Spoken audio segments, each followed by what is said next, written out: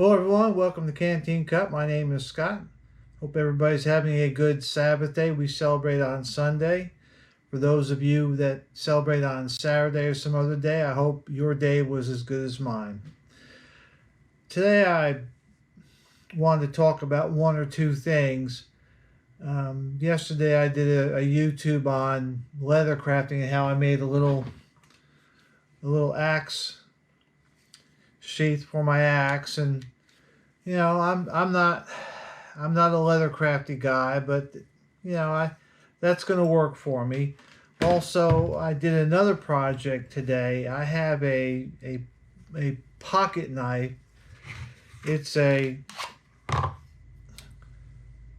Spyderco Paramilitary 3. It's a nice knife,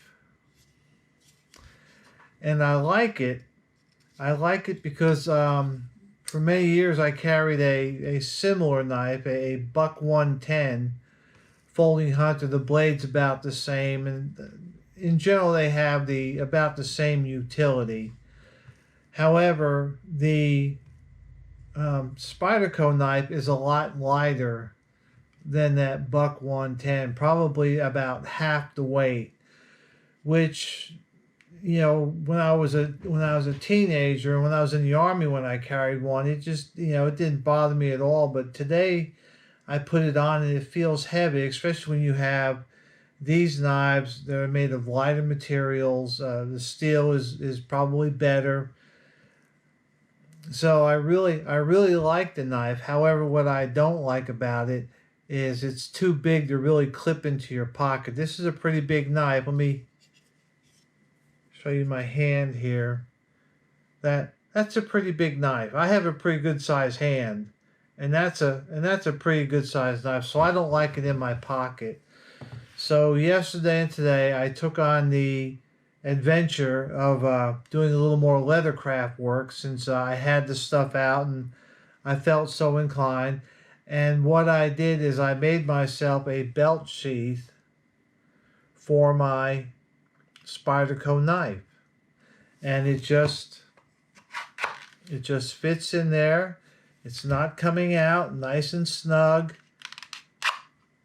That it's a little too snug right now, but that'll loosen up with use. But again, I'm not a leather crafty guy. I'm not that guy. But I think I did an okay job. The stitching's a little funky. A few other things are a little funky.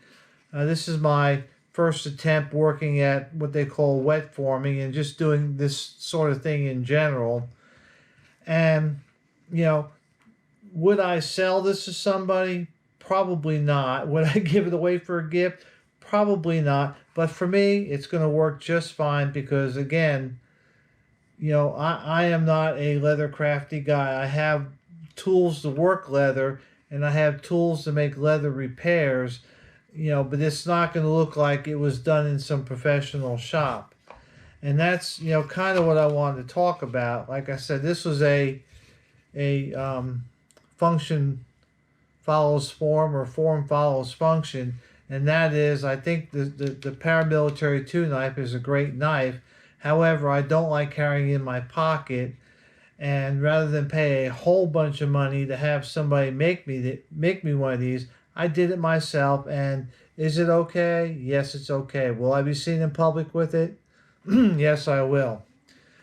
And that leads me to one of the topics I want to talk about today.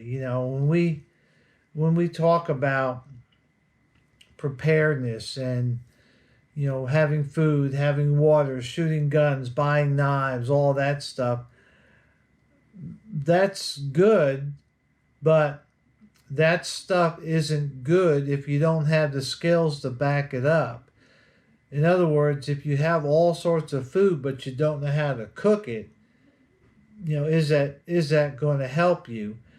And so while we go about our stuff, we need to be conversant, or we need to be, familiar with how to repair many different things, how to repair your car, how to repair your tractor. And I'm not talking about, like with cars getting into the computer with the, they got that, was it the OBDE thing, and but can you change your brakes? Can you change your tire? Can you make fairly common repairs? Um, you know, can you fix something leather? Can you work on your tractor? Can you work on your house? Can you change an electrical outlet? Can you change fuses if your house has them? Can you do plumbing? Can you solder a copper pipe? Can you glue together PVC pipe? Each of those items, while not necessarily hard, they have their little kinks about them that if you don't do them right, you can just end up making more of a mess, or you could hurt yourself. So when we talk about general preparedness, that not only should we be able to shoot, let's say, out to 200 yards with a rifle, and at least 10 yards with a pistol, but can you repair your pistol's holster if you have a leather holster? Can you repair your pistol's holster if it's a Kydex holster? Do you have the materials that you need to make those repairs? Like I said, I'm not a leather crafty guy. I mean, I kind of like playing with it a little bit, and I have enough stuff. I've got a tub that allowed me to do this. It was kind of fun, but it allowed me to do it. Whereas if I didn't have the tools, I could not have gone to this level to make this sheath. And so as we look at the other things that we do, what else can we do? Yes, first aid is important. Water purification is important. Shooting can be important. Do we know how to protect ourselves from the novel coronavirus? The new flu that's kind of making its way into this country. Do we know where to get our information from when it comes to things like the flu? Media is not your friend. It's getting very, very hard to tell who's telling the truth and who's not. I'll give you an example. I once tracked an article back for a source I was going to use for a report I was making, and what I had discovered is one reporter got his information from another reporter who was making it up. But yet, they were all saying, "Oh yeah, this is factual. This is all right there." I've read stuff that somebody who is a doctor wrote a report on a scientific area, and I'm not going to go into that. But when I researched him, he had a doctorate, all right, but it was like in history and English. It wasn't in that career field. It wasn't in that science. But a lot of people were saying, "Oh yeah, well he's a doctor." And he's not even close to being a scientific doctor. And so, in the media, there's a lot of stuff that's just kind of mushing together, and it's hard to tell the truth. And so, when you start looking at stuff, you need to go research it, and you need to know how to do it. I have a video called Information Reliability on my channel. You're welcome to look at it. It's what I used as an analyst for the federal government, some of the stuff that I used to help quickly vet information. It's not the definitive end all, I talked to this person and, discovered, but when you're gathering information quickly, there's some things you can look for. And everybody else is talking about, so I'll spend a minute or two on the corona virus that's going around now. I'm not sure, and at least now, I don't think there's going to be a pandemic. Are we going to see more cases? Yes, more than likely. Probably we are. Is it going to wipe out the country? Right now, I don't think so. However, I have been getting some reports in that the government is taking a couple bases and setting them up as quarantine centers. So they're a little worried about the flu, but if you take precautions, you shouldn't have to worry. And the precautions are wash your hands, keep your fingers out of your eyes, nose, and mouth. Judiciously use hand sanitizer. And what I mean by that is don't take a bath in it every day, but keep it handy. You should be washing your hands with soap and water is what you should be doing. What I do is I keep a little bottle of hand sanitizer in my truck, in my center console, in one of the cup holders. Mine has 3 cup holders, so in the center cup holder. And when I go to somebody's house and I shake their hands or I, touch something of theirs, when I get back out to my truck, I go squirt, squirt, wash my hands with the hand sanitizer, and call it good.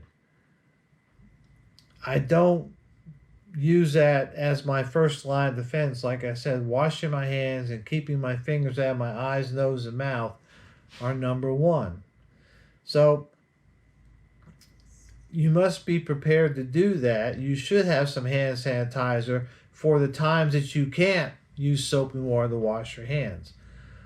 Also, too, check your preps. And I don't mean go count your bullets and load your guns, because I don't think this is going to come to that. However, I think that you should be prepared for social distancing.